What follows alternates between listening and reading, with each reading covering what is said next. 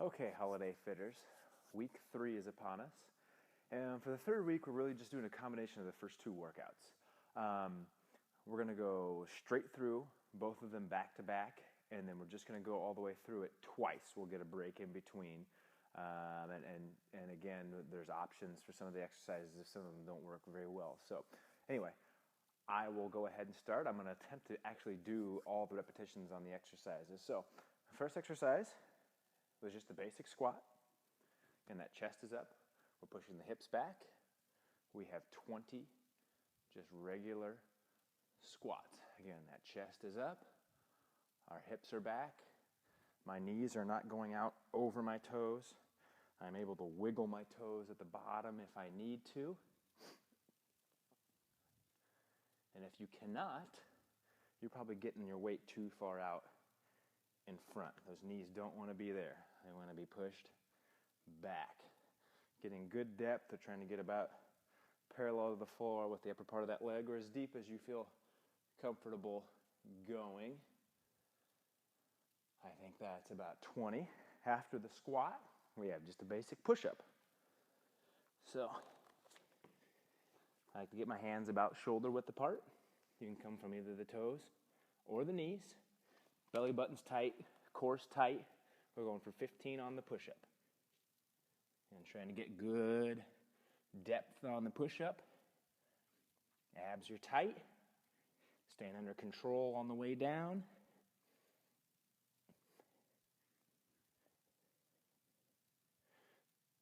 And you can go down to the knees, especially if there's any pressure on that low back.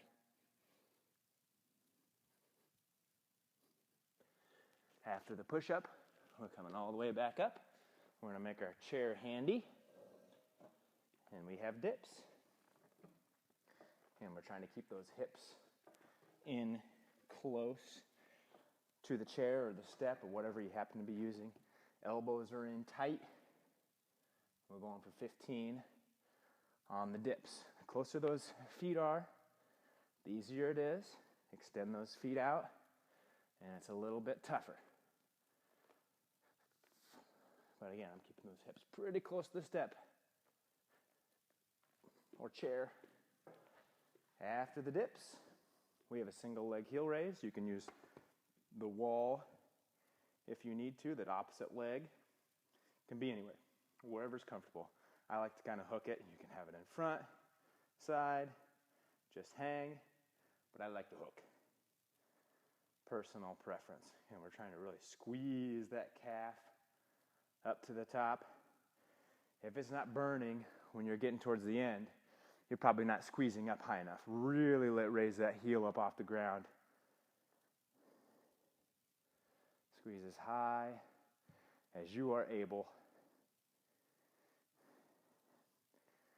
It's no picnic talking and doing the entire workout, or attempting to. I think that's about 15. After our heel raises, we're going to be in a suitcase. So we're just down in a seated position. Those legs are coming up, and we just open and close. Going for 20 on the suitcase. If that's a bit much, there's pressure on the low back. There's a couple different ways you can do it. You can alternate legs, or you can just go into a seated hold from there and just hold for 30 seconds. You can also grab on to the back of the legs if you need help that way as well. After the suitcases, we have a seated twist. So we're in the same position. I'll let you see that one from the front. Again, feet are up, and we just twist side to side.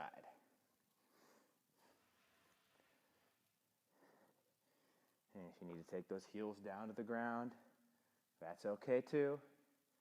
No problem. Whatever your body allows, and any pressure on that low back, I want the heels down.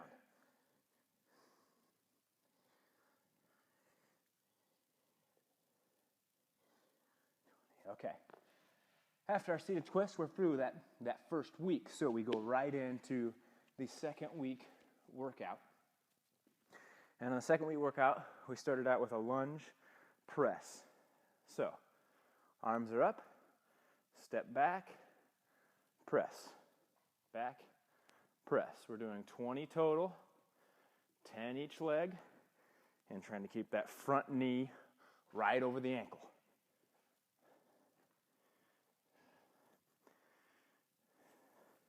We don't want that knee coming out like that. Don't want that weight coming out on the toes. Hips back. Not very much weight on the ball of the foot. No idea how many I've done. We'll call that 20. After the lunge press, we have a lateral push-up. So I'll let you see that one from the front. We just step, push-up, step, push-up.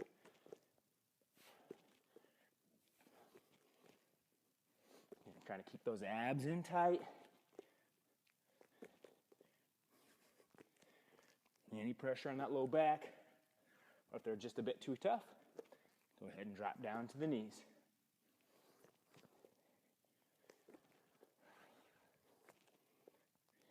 It's easy to forget about that core. Always keep in mind, belly button in tight, belly button in tight. After our lateral push-ups, we're going to be on our heel raise pulse. So, come all the way up to the top. It's a little tougher to do these in just a regular heel raise, at least I think so, and to keep your balance. So, like to hold on to something, come right up to the top, squeeze all the way up, and then just little pulses right there.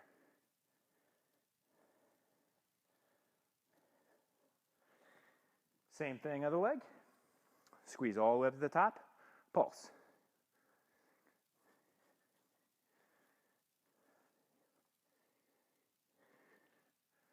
Don't fall over. After the pulse, we have our hover rocker. So it's core, tricep exercise. Coming down into a hover position. Those elbows are in tight. We just rock forward and back.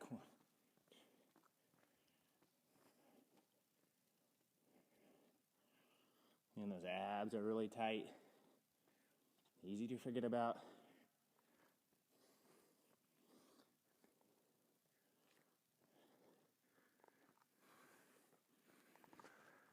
After our hover rockers, we have our jump sleds. So we're going to bring that step or chair back into play. We jump with a dog sled. We have 20 of them. So jump, sled, sled.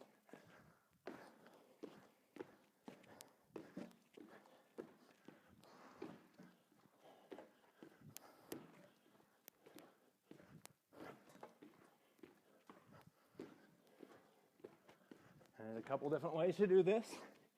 If that's a little too much impact, you can also just do a power squat, step, step.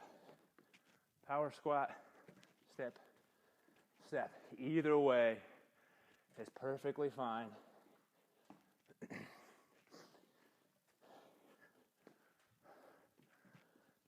I'll get my last couple. Jump squat, sleds, jump sleds. All right, after our jump sleds, we have the kickback hydrants. So, we're down on the hands and knees.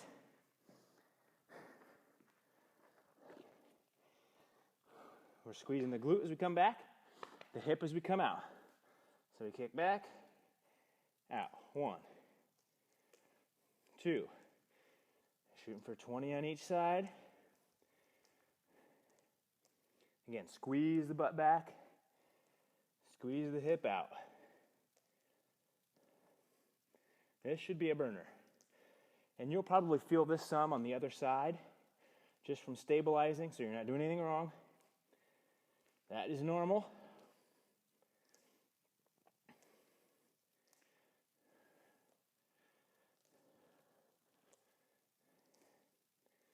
You can imagine why they're called fire hydrants.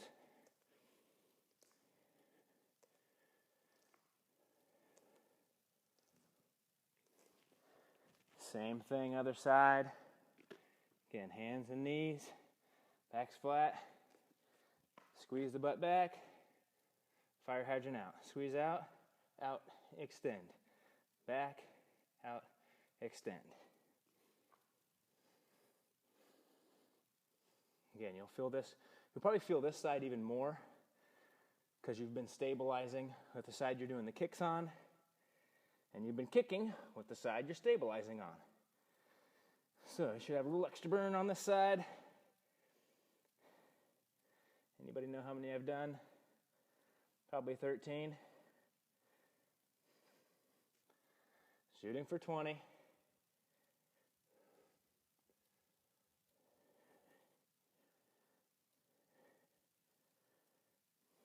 Last one.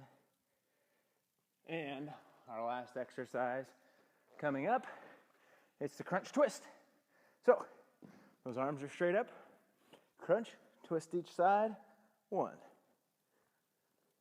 2. We have 20 of the crunch twists. I don't think I was doing it just now, but we're keeping that chin up as we come up.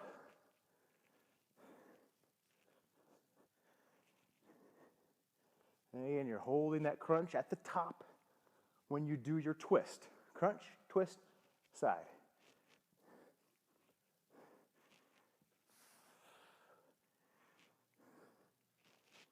Once we get through these crunch twists, you're going to take a break.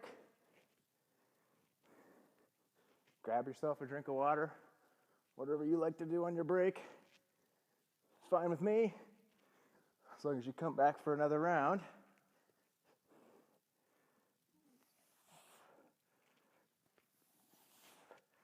And relax.